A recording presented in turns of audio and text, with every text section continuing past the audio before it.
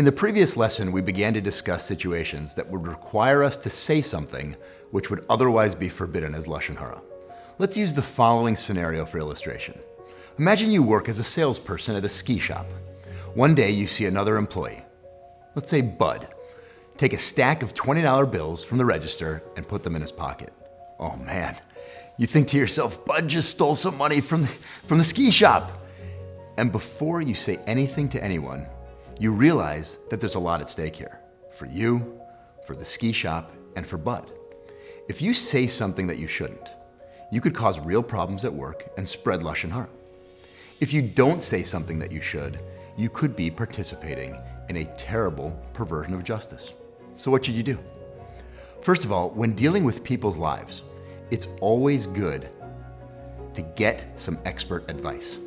When it comes to Lashon Hara, ask a rabbi who knows this area of Jewish law. You don't know one?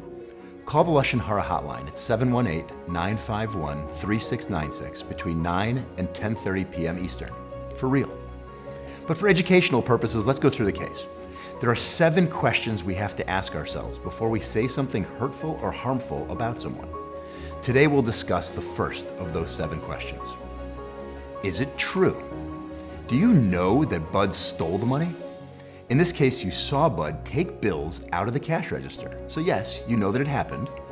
On the other hand, let's say you were in the employee lounge at the time and you didn't see anything. Your coworker Sam comes running in to tell you that he saw Bud take money out of the cash register. Sam has obviously not been studying the Clean Speech Illinois course.